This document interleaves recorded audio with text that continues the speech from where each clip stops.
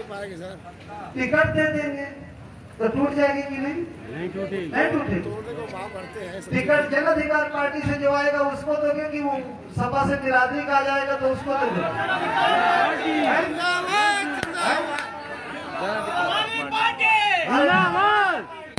देखो भाई, अरे भाई रुक जा भाई, मुझे बोलने दो।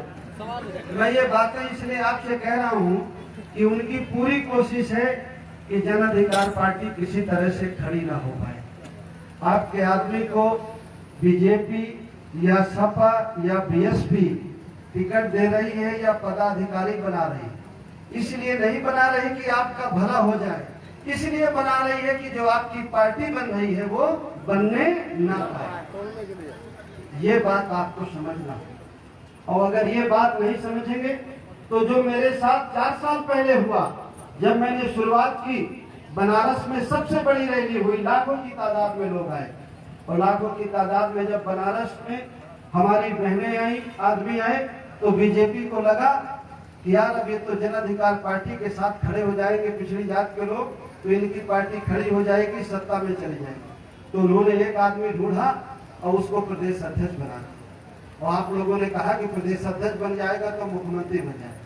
उन्होंने कहा ना हो चाहे ना कहो, लेकिन आपने मान लिया और आप सब मुझको छोड़ के गए, भारतीय जनता पार्टी में चले गए। कुछ हुआ? कुछ मिला? फिर आपके साथ धोखा होने वाला है। पहले धोखा भारतीय जनता पार्टी ने किया, अब समाजवादी पार्टी हो कर रही है। जगह जगह उसका फोकस है कि अगर यार पिछड़ी जात के लोग मिल जाएं, कुशवाहा मौर्य मिल जाए, इनको हर विधानसभा में एक गाड़ी दे दो घूमने के लिए, महीना 2 महीने के लिए, दारू वारू इनको पिलाओ, कपड़े अच्छे सिलाओ, तो ये घूम घूम के कहेंगे कि सपा बहुत अच्छी है, सपा बहुत अच्छी है। तो ये 4 साल पहले वाली रट भूल जाएंगे। भूल जाओगे? हिस्सा लेना है कि मंत्री बनना है? अगर मुझे मंत्री भर बनना होता तो ये जो 2 बने हैं ना आपकी बिरादरी के आदमी, मैं भी बन जाता उसी तरह। लेकिन मैंने कहा कि नहीं, मंत्री नहीं, हमारे बच्चों को नौकरी में, ठेके में, सब में हिस्सा चाहिए। हमारे तुम्हारे बच्चे भर्ती तो हमारे बच्चे भर्ती। और अगर ये मेरी बात गलत है तो आप लोग मेरा साथ छोड़ देना, और अगर मेरी बात सही है तो जब आप टिके रहोगे तो ही मेरी बात चलेगी, और अगर आप नहीं टिके रहोगे तो मेरी बात नहीं चलेगी।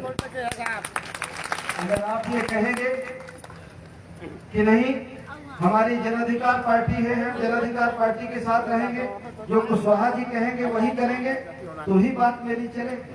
और अगर आप अपने लेवल पर सौदा कर लोगे, कॉलोनी में 500 रुपया में, गैस सिलेंडर में, हैंड पाइप में, पायल में, साड़ी ब्लाउज में, दारू की बोतल में, अगर आप चुनाव में फैसला कर लोगे तो मेरे पास कौन आएगा? अगर आप बिक जाओगे तो मुझे कौन पूछेगा? आप सौदा कर लोगे तो मुझे कौन पूछेगा? जब आप अपनी जगह में खड़े रहोगे तो मजबूरी में मेरे पास आएंगे, फिर मजबूरी में मुझसे बात करेंगे। आप सौदा करोगे तो कितने में करोगे?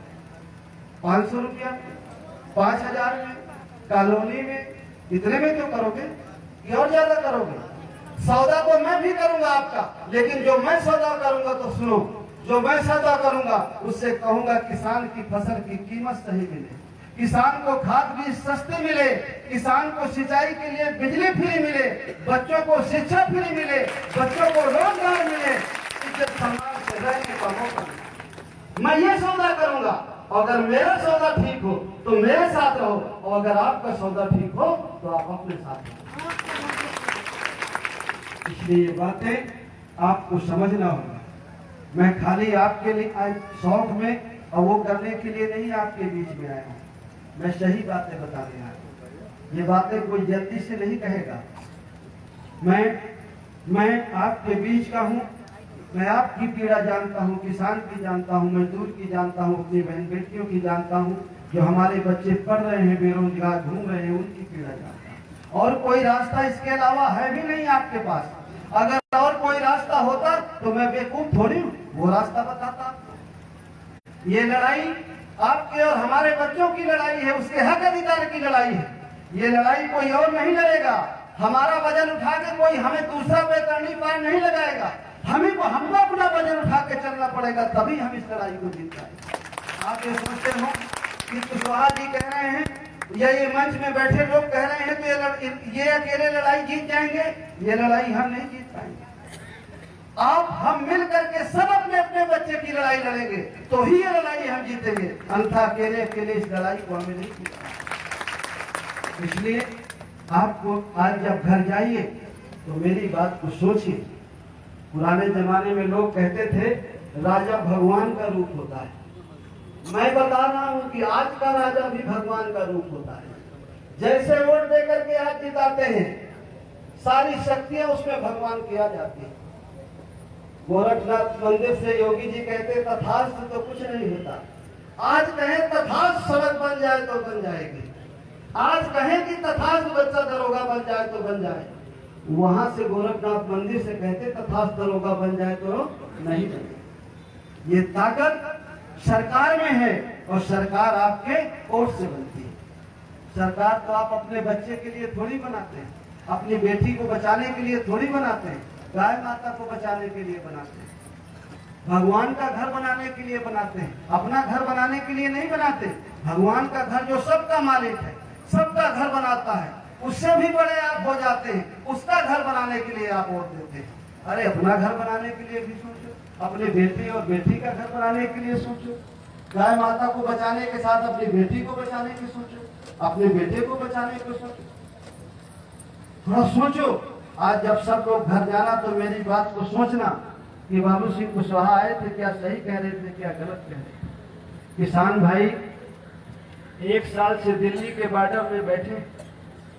जब कोरोना बीमारी आई तो 4 कानून बने, कृषि के कानून बने, 3 कानून कृषि के, जो किसान भाई दिल्ली के बॉर्डर में बैठे। 650 किसानों की जान गई है 1 साल में। बरसात, ठंडी, इस चारों मौसम में वो दिल्ली के बॉर्डर में बैठे और 650 किसानों की जान गई। इसलिए वो कानून अभी लागू नहीं है। जिस दिन वो तीनों कानून लागू हो जाएंगे तो किसान को एक टाइम का खाना खाना मुश्किल हो जाएगा। कपड़े पहनना, बच्चे को पढ़ाना तो बहुत मुश्किल की बात है, खाना खाना मुश्किल हो जाएगा। लेकिन हमको तो पता भी नहीं है कि हमारे लिए कोई लड़ रहा है। 650 बेचारे मर गए हैं, हम तो अपने घरों में बैठे हैं, हमें तो पता नहीं है कि हमारे लिए कौन लड़ रहा है। हमें तो लगता है कि भगवान का घर बनाना है, गाय माता को बचाना है।